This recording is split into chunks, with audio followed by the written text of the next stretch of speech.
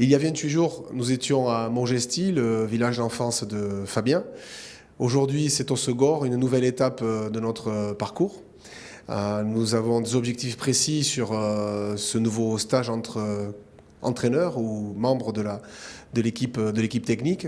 Le premier objectif, évidemment, c'est de renforcer nos liens et notre complicité.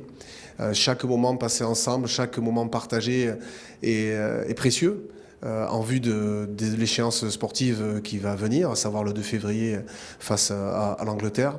Mais bien sûr, nous construisons évidemment sur le fond, c'est-à-dire notre projet avec cette finalité qui est essentielle, à savoir redevenir une nation majeure du rugby mondial, gagner des matchs, gagner des titres, et vite, pour s'installer dans le top 3 mondial. À ce niveau-là, dans nos 5 buts que nous avons définis, qui sont connus aujourd'hui, il y en a un qui me tient particulièrement à cœur, c'est notre projet.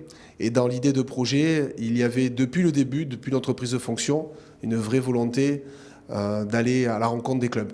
L'objectif, ça a été de se répartir dans un premier temps les tâches. Et ce que je peux dire aujourd'hui, ce que je peux affirmer, c'est qu'en 28 jours, nous aurons vu 84 joueurs sur la base de 40 heures à peu près d'entretien. Donc en l'espace de 6 semaines, c'est quand même, à mon avis, un très bon début. On est sur le bon chemin. Sans parler évidemment des semaines que l'on passe aussi ensemble au CNR, en tout cas les débuts de semaine pour travailler et finaliser ces rencontres avec le monde du rugby professionnel. Donc mon message, il est simple, c'est d'abord dire merci aux institutions, la Fédération française de rugby, avec Serge Simon qui s'emploie énormément pour créer cette connexion avec les membres du comité directeur de la Ligue nationale de rugby. Et c'est vrai que pour nous, c'est une progression vers notre finalité. Dire merci surtout aussi aux présidents, les présidents de clubs qui m'envoient des messages régulièrement, très chaleureux, ou en tout cas des messages d'encouragement.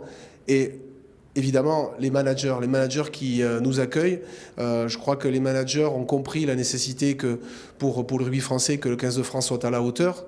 Et ce qui est remarquable, c'est que nous avons des managers, certes, de la même génération que les membres de l'encadrement technique de l'équipe de France à l'heure actuelle, donc qui sont ouverts, mais il y a aussi une vraie volonté de s'inscrire dans cette dynamique et en ce sens, c'est très positif. Ce qui nous paraît essentiel, c'est bien sûr d'avoir une vraie connexion avec les managers des clubs, avec les joueurs aussi concernés ou qui seront amenés à être sélectionnés. Mais en interne, j'ai envie de dire, c'est aussi essentiel que l'encadrement technique s'entraîne à entraîner. Et en ce sens, nous avons la volonté de maintenir un certain rythme avant l'échéance, avant bien sûr le premier rassemblement avec les joueurs du 15 de France, le 19 janvier.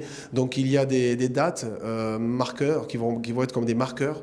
On va donc s'entraîner à entraîner avec l'équipe de Massy qui a bien voulu venir donc, le 17 décembre au CNR. Des jeunes du Sud-Est que l'on va entraîner le 9 janvier du côté de Nice. Et par ailleurs, et ce qui marque à mon avis un symbole fort, un ancrage fort au sein de la fédération, nous allons nous déplacer, tout l'encadrement technique des Bleus va se déplacer à Naples où se préparent les moins de 20 ans pour leur tournoi et donc échanger avec eux parce qu'il ne faut pas l'oublier, ces jeunes donc des U20 constituent l'avenir du 15 de France pour les prochaines années.